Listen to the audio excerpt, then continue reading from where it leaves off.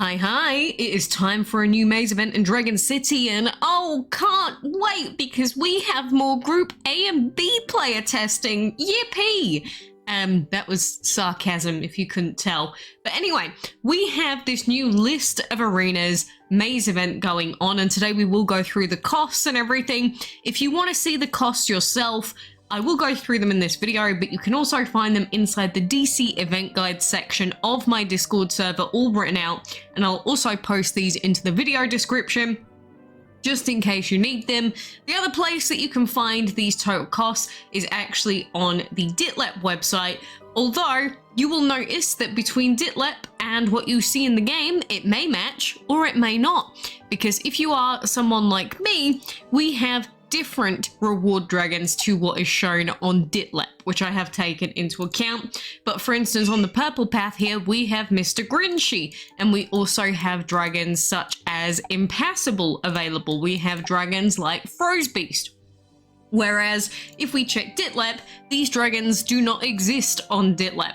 So just in case you are confused as to which path is actually which, again, I will go through all of that. But just in general, we want to go through all the costs for this event and also the things for you to focus on. And mainly the things that you'll want to get from this event are going to be duo-charge items. We also have event items in the form of Lord's chests, which can drop either war ballots or legend ballots. We do have insignias available on the main path, as you can see here, the eternal chest insignias. And of course, because it is a long maze event, we also have things like the puzzle path and the runner path ongoing in this event. So you'll have to pick what you want to go for, whether you want to exclusively go for event items or whether you think that you want to pick up the extra flight stamps and puzzle moves to use inside the other events that are coming up. But those are the main things to take into account when we are going through this guide today. Of course, some of the maze paths do have things like diamond chests or gemtopia chests or black chests, but I'd say they're a secondary sort of focus. The main things you'll want to consider are going to be, you know, the Lord's chests, the duo charges and things like that, because the duo charges, oh god, I hate the new UI. But the duo charges, of course, are useful if you are trying to go for the duo-discharge collection, and in this you could get up to 100 legendary jokers and more orbs for the dragon. You could also get a phoenix perk, and then the Lord's items, you can of course get lots of tasty rewards like more joker orbs guaranteed. And eventually you could get some orbs for the new duo dragons as well. So there's lots of good rewards that you could possibly get out of this. So just in general, to go through all of the costs inside this event, first we've got how much currency you can actually get. So the total currency that you can get from resets is 19,800, 400 starting, 6,000 from puzzle max, 3,000 minimum from runner, 500 quest currency, and you can of course also get currency from watching ads, which you definitely should be watching your ads every day, which means that you can get roughly 29,700 currency free to play without ads. With ads, you can easily get over 30,000 and go through quite a lot of this event. So that is the amount of currency that you can get. If you want to know the path costs, and I'm not sure if there is any split between like group B, C, D players, so I'm just going to use the values that we've copied over from the last event and the ones on Ditlep. I'm not sure if there are any slight differences, but if you are using the Ditlep numbers and you have the Ditlep layout for dragons, then this should definitely be correct. But like we've got the Glaive path, which is 9895, Guild Leader / Frozebeast is 9,500, Infernal, which is the runner path, is 5,300, Nitrogen, or this time is a different dragon, that's the puzzle path, then it's 2,590. Actually, I think Nitrogen is the same for anyone. Hypno, we have Food Path, 7,850. Warlord or Cruel will be 28,900. And then the Queen's Villain or Grinchy, being the Total Keys path, is going to have 21 duo charges, 12 event items, and insignias for 24,970 currency. So I have listed out just how many event items you can get through by going through each path as well. So the one that's going to net you the most duo charges and the most event items, as always, is going to be your classic keys path. And now it is possible to go down the keys path and still have remaining currency. You'll still have like an extra 6,000-ish. So you can indeed go down the keys path, so make your progress as usual, get the key, move on to the next part of the keys path, yada yada, as usual. It's the same old for these maze events. You just go through, get the key, get the event items that you want, and go through that. It is possible for you to collect the food path, and also get the puzzle path, and also finish off some of the other main legendary paths, because like we've got the Glaive path / Impassible, and we've also got Guild Leader / Froze Beast, so you could do all of those if you wanted to as well. You should get enough currency for that. But I would just say save up as much currency as you possibly can and save it until the end. That is unless you for some reason have a weird maze that forces you to do battles before the end, which I'm not sure if anyone does have that one. I don't have that one right now. You know, they've been doing so many different A, B, C, D group tests that I'm not 100% sure on this now. If anyone else does have these battles before the final fight, if you do, you'll have to make pace during the event. But if you're like me and all of your battles are at the end, then you can just stack up all of your currency and spend it on what you want. Now, usually when I go through these long maze events, I do actually go down the puzzle path. I do go down the runner event path as well. But if you can still get everything you want out of puzzle and runner without having to go down those paths, then that is an option for you to do that. And then just spend the rest of the currency on like the keys path. Or maybe you want to spend it on the cruel dragon path if you want to. It is up to you what you want to go for, but make sure you decide on what your focus is before you start spending currency in this list of arenas event. You don't want to start on one path and then halfway through like change your mind, but then you've already wasted like 15,000 currency. So make sure that you go through and check exactly what you want. Again, the number of duo charges and event items I've written against every single path. So do take that into account when you are deciding which path you want to go down. There is no right or wrong path, but if you want the insignias, you're going to have to go down Keys path. So bear that in mind. I know that we don't have too much longer left on the Eternal Day Insignia event, and I'm like 11 away, which means we can definitely make it. But if we wanted to, you know, go for another chest on top, then I'd want to probably go down the Eternal Insignias path just to get that and maybe another chest on top. So it's up to you what you want to do. Use this information as you will. I hope that this helps you through the maze event. And just in case you want to know or you want any other guidance, this is pretty much identical to the previous event, which was the masked maze event. The only difference is the dragons are different and the event items are different. But it is exactly the same as the masked maze in terms of cost. That's at least the base cost if we're not dealing with any weird player groups. So if you want to watch something with basically the same information, but just again and slightly different, you can watch the masked maze video that I uploaded before. But anyway, that is the new maze event. I have not decided what I want to focus on myself this time, so I'm not going to decide quite yet. The other things that I've been doing while we've been going on, of course, is we've finished off the special heroic combats. And we've got your boy High Seismic here, who's now level 54. Maybe we will take him to 56 if we can get him empowered again. But that does mean that we are doing our quests. And of course, make sure you're doing your Lord's quest as well, because it will net you extra currency. And even though it is barely any at 500, if you get all the quests done, that is still an event item, possibly, if you're really diligent with your logins. Or if not, it is just bonus currency to use inside the maze event, and who doesn't like more currency? But I'm going to use it to try and rank up our wonderful heroic boy. Then we've got the heroic quest still ongoing. So even though heroic combats are done and we finished all of those off, we got our dragon empowered. I skipped the empowerment.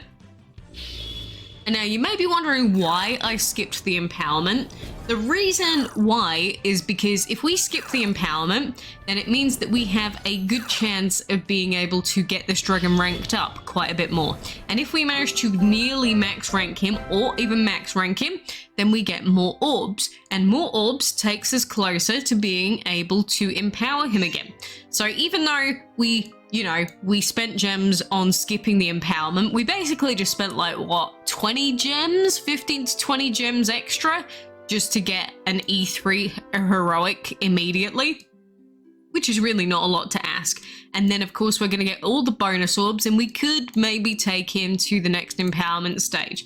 So that's what I'm focusing on right now.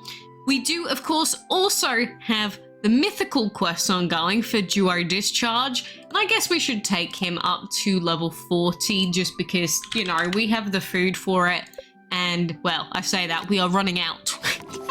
We are seriously running out, so maybe we should go down that food path in the maze event. Maybe. We'll decide later on, but we should go for him anyway, because, it's more rank up quests, and plus it's more orbs for dragons, it's more gems for him if we manage to get him empowered as well. So there's lots and lots of these quests going on. Oh, I should have thrown in our high seismic in here. I thought he was in here, but it was actually high scale. That is my mistake. I don't know how I mistook high scale for him, but I have now, so it is too little too late. But it's okay, because high scale also needs to be ranked up. As long as we're making some sort of progress on a dragon, I'm not going to complain too much. So at least someone is getting some ranks on him. And then, of course, next level would require level 41, so we'll see. We'll see if we manage to take him up. It would at least be some extra gems, but we shall see about that one. But other thing that I did want to go through for now is the fact that we do have another new collection. This is another arena collection. So it seems like they are obsessed with giving us these arena collections that give us free legendary jokers, which means the better you are in your arena, the more legendary jokers you're gonna get. And then we can also get orbs for the mythical Osiris god dragon, which I do already own, like the previous one. And then, of course, you can get your hands on Osiris God and a Reaper perk again, just like with Warlord. Last time, it was actually, you had to be pretty diligent with your arena battles to be able to get at least 25. But of course, you can do this infinitely. So the more you get successfully done, the more Joker Orbs you're going to get. And the Joker Orbs, arguably, are the more appealing reward from all of this. So we should definitely do our arena fights in a moment. I've already done my Redemption Looter Wizard's Hollow today. It sucked. Don't worry about it. The other thing I did want to mention is that for now, for whatever reason, on mobile when I log in, I do actually have the option of doing surveys as well as doing tasks now. But with the surveys, it says like get more gems, but actually when you open up the surveys, it just gives you a tiny, tiny amount of food, so it's pointless doing them. But maybe they're playing around with this, and now maybe all platforms eventually, mainly iOS and Android, they may have the option of both surveys and tasks, which would be really nice and take away some of the unfairness from those platforms in that sense. And we do have lovely, lovely Alliance chest food. Oh my goodness, I needed that food so badly. I'm so glad that we would get to the level 6 that, my goodness, that would have sucked if we didn't get that. But only other thing really of note that's been happening is we have managed to get our Corrupted Legend Dragon leveled up as well, who can help us in the arena. But your boy Corrupted Legend is now at E4, which means he's very close to E5. I think we need a few hundred more orbs, and this rate with all these legendary Joker Orb events that are going on, my goodness, we're gonna have Jeremy E5 by next month. And that would be wicked to actually get Corrupted Legend to E5. That would be such a powerhouse for us. Like, we've got tons of heroics in that we are ranking up, but I would love to get Corrupted Legend up there. So, realistically, I should be hard grinding out these arenas, although I haven't really been able to do it today because I've been incredibly busy, and I'm also going to struggle to focus because we also have the new Assassin's Creed that has come out today, and I do plan on playing that. And the other reason I'm not playing it right now is because my PlayStation controller has no charge. And even though it is plugged in, it does not let me actually do the update for the controller to even download Assassin's Creed. So that is the only reason I am here. But I guess I will wait for now until my controller is ready, angrily. But regardless, we had this to get done anyway during my wait time. But I am really, really amazed that they are continuing to give us so many Joker orbs from these events. I know it's mainly legendary Jokers, but compared to how we were being treated before, you know, we are getting tons and tons of legendary Jokers, which is fantastic. And of course, we get guaranteed eternal insignias as well from this. So look at this. Look at these guaranteed items right here. That is nuts. And then, of course, we get all the dragon orbs as well. But now every time you finish off a chest, you have to click multiple times just to click off all the damn rewards that you get. And it's nuts. It's crazy. It's absolutely crazy. But you know, I am not too fussed with all of this because, again, I think that this is more so how the game should have been for the last, well, since I started playing again, since June last year. I think that this is how the game should be. There should be all of these rewards everywhere. There should be the ability to get tons of these. Oh my goodness, why do you have so much HP? Marie? That's nuts. Marie, please, calm down. Just because Social Point hasn't been very giving in the past with these, you know, rewards, doesn't mean that them giving it to us now is like an inherently good thing, like something that they should be praised for. Like, yeah, be happy that they're giving us things now. But the whole problem is the fact that they weren't giving it to us before when they probably should have been. So now they're actually rewarding us for having like good arena teams, doing well in the arenas and open arenas for that matter as well, which is insanely good compared to, you know, elemental restricted arenas for players. But it does also mean that you need a lot of level 70s. So some people will struggle greatly because of that, just because they haven't been playing long enough. But again, I'm happy that we are actually able to get some nice rewards out of all of this arena grinding. Because before, a lot of the times the arena was a little bit like it was fine. The rewards, like the dragon rewards and such, they're fine. They're just not that impressive. You know, just getting some random dragon orbs. Like the heroic Jokers weren't bad, don't get me wrong.